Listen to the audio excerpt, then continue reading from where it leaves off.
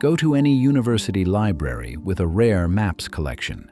Ask to see cartographic materials from the 1500s, 1600s, 1700s. Not one map, dozens. Pull out every world map you can find from those 3 centuries. Lay them on the table in chronological order and look at the bottom of every single one. There's a continent there. A massive landmass stretching across the bottom of the world, wrapping around the southern hemisphere like a belt, extending northward in some maps to touch the tip of South America, the southern coast of Africa, the bottom of Australia. It's not small, it's not tentative, it's enormous, larger than any single continent on the modern map, labeled with names that vary by cartographer and decade, but that all point to the same concept. Terra Australis incognita, the unknown southern land, sometimes just Terra Australis, sometimes Magellanica, sometimes Brasilia Inferior, sometimes given no name at all, just a vast, detailed coastline with mountains, rivers, and interior features rendered with the specificity of a place someone has actually seen. For 300 years, the most skilled, most respected, most scientifically rigorous cartographers in the world included this continent on their maps. Not as speculation, not as a tentative dotted line labeled, "Here might be something," as a continent, with coastlines, with geographic features, with the same confidence and detail applied to Africa, to Asia, to the Americas. It was there, on every map, for centuries, and then it vanished. By the early 1900s, Terra Australis was gone, replaced by the small frozen continent of Antarctica, which bears no resemblance in size, shape, or position to the massive southern landmass depicted on centuries of earlier maps. The modern map of the southern hemisphere shows ocean where the old maps showed land. Thousands of miles of open water where generation after generation of cartographers drew coastlines and mountains and rivers. This raises a simple but critical question. Were 3 centuries of the world's best cartographers wrong, or did something change? The official explanation is confident and clean.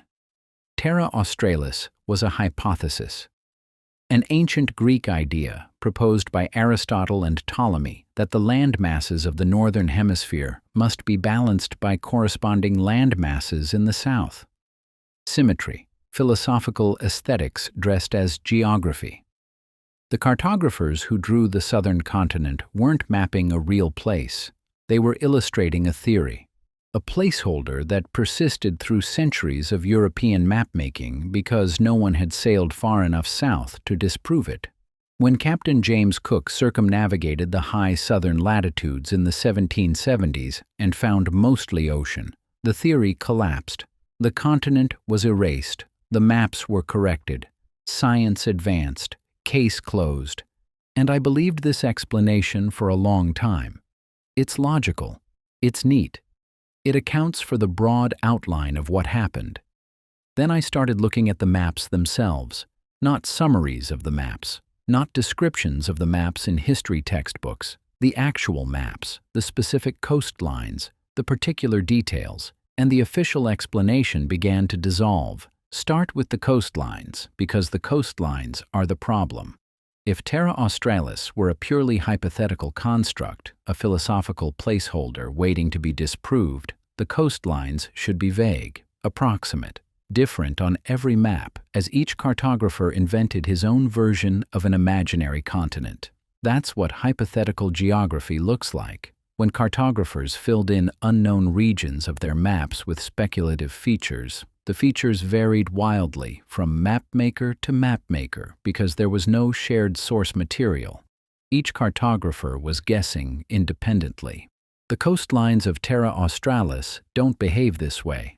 They're specific, detailed, and they show a remarkable degree of consistency from map to map, cartographer to cartographer, decade to decade.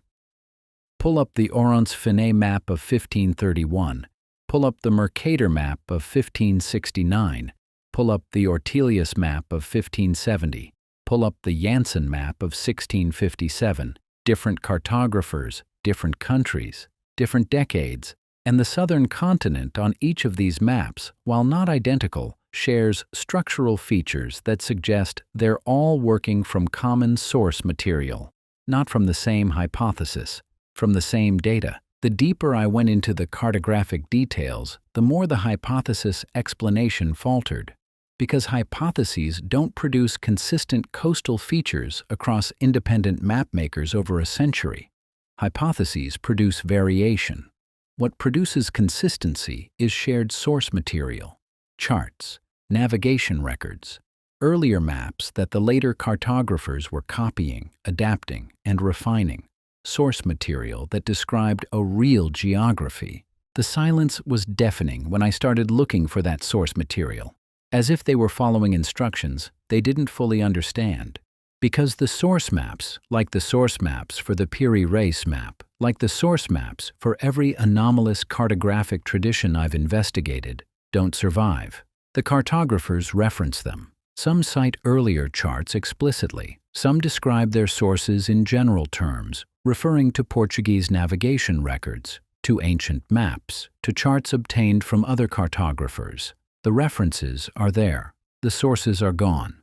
A consistent pattern in which the compilation survives, but the evidence it was compiled from has been lost, destroyed, or absorbed into institutional collections where it became inaccessible.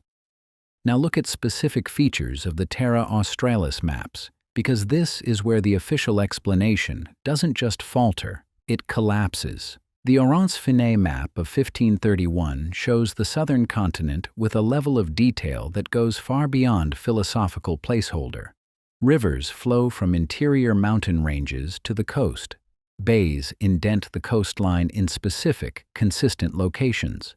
The proportions and positioning of certain coastal features correspond with remarkable precision to the actual subglacial topography of Antarctica as mapped by modern seismic surveys, not to the ice-covered Antarctica that modern explorers found, to the land beneath the ice.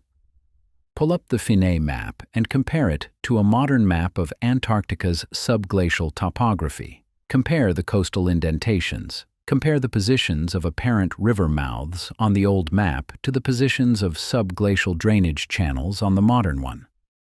The correspondence isn't perfect. It wouldn't be across centuries of hand copying, across the accumulation of errors that any manually reproduced map acquires over generations of transmission. But the structural similarities are close enough that the coincidence explanation requires a coincidence so extensive it strains the word past its useful meaning. The deeper I went, the more I found that the Terra Australis maps don't just show a vaguely imagined southern continent. They show a southern continent with specific features that match a real geography, a geography that shouldn't have been knowable to any civilization that existed during the period when the maps were made, a geography that was buried under kilometers of ice. A geography that could only be accurately described by someone who had seen the continent before the ice covered it, or who had access to technology capable of seeing through the ice. The pattern repeats with unsettling precision when you compare maps across centuries, because the consistency of certain features suggests not that each cartographer was copying the previous map blindly, which would produce increasingly degraded copies, but that multiple cartographers were working from a common body of source material that was being independently interpreted and rendered. The variations between maps look like the variations you'd expect from multiple translators working from the same original text. Each translation is slightly different, but the underlying structure, the bones of the geography, remains consistent. Here's where the thread connects to the timeline of disappearance, because Terra Australis didn't gradually fade from maps. It was actively removed during a specific period, the period between roughly 1770 and 1900, the same period that keeps appearing in every investigation I pursue, the period of institutional standardization, the period when old maps were replaced by new ones, old knowledge was classified as superstition, and old sources were archived in collections where they became inaccessible to anyone outside the controlling institutions. Captain Cook's voyages of the 1770s are cited as the definitive disproof of Terra Australis. Cook sailed through southern waters and found ocean, not continent. Therefore, the continent didn't exist. Therefore, the maps were wrong. Therefore, 3 centuries of cartographic tradition was based on a mistake. Case closed. But Cook didn't sail everywhere. He circumnavigated at high southern latitudes, but he didn't survey every degree of the Southern Ocean. He encountered ice barriers that prevented him from reaching the actual Antarctic coast. He concluded that if a southern continent existed, it was smaller and further south than the maps depicted. His conclusion was reasonable based on what he observed, but it wasn't the definitive disproof that the official narrative presents it as. Cook demonstrated that Terra Australis, if it existed, wasn't where the maps showed it at its maximum extent. He didn't demonstrate that the maps were entirely fictional. He didn't explain why the maps showed consistent coastal features. He didn't address the source material question. He sailed through empty ocean and declared the case closed, and the cartographic establishment followed his lead. Within decades, Terra Australis was being reduced on maps. Within a century, it was gone entirely, replaced by Antarctica, a small frozen continent that bears no resemblance to the vast, temperate, geographically detailed landmass that centuries of maps had depicted. The official explanation collapses here. Because the removal of Terra Australis from the world map wasn't a correction based on comprehensive survey. It was a correction based on partial evidence, Cook's voyages, extended by assumption to cover the entirety of the southern hemisphere. The assumption was that since Cook didn't find the continent where the maps said it was, the continent didn't exist. But that assumption ignores the possibility that the maps were depicting something real from a different time. A time when sea levels were different, when ice coverage was different, when the geography of the southern hemisphere was not what it is today. Go back to the ice core data. Go back to the sea level curves. During the last ice age, global sea levels were over 100 meters lower than they are today. The coastlines of every continent extended far beyond their current positions. The continental shelves, now submerged, were dry land. And Antarctica, depending on the period and the extent of glaciation, may have had significantly different ice coverage than it does today. The possibility that Terra Australis maps depict the southern continent as it appeared during a period of reduced glaciation, a period when coastlines were exposed that are now buried under ice, is not pseudoscience. It's a geological possibility that the cartographic evidence supports and that mainstream archaeology has never investigated. Here's what I keep returning to. The pattern of removal. Terra Australis was removed from maps during the same period when old knowledge was being systematically replaced across every domain I've investigated. Old calendars replaced with new ones, old currencies replaced with new ones, old building methods replaced with new ones, old maps replaced with new ones. Each replacement was described as correction.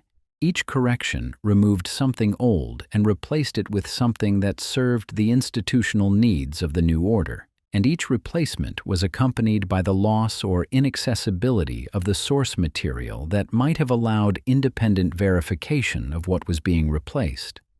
The deeper I went, the more the disappearance of Terra Australis looked like one chapter in a much larger story. The story of a world that was remapped, recalibrated, and redefined during a specific period of institutional transformation. The old maps showed something. The new maps show something different. The old maps were based on source material that no longer exists. The new maps are based on surveys that didn't cover the entirety of what they claimed to disprove. I'm not telling you there's a hidden continent in the Southern Ocean. I'm telling you that 3 centuries of the world's most accomplished cartographers drew one there. I'm telling you that the coastal details they drew show consistency that random hypothesis doesn't produce. I'm telling you that some of those details correspond to the actual subglacial topography of Antarctica as measured by modern instruments.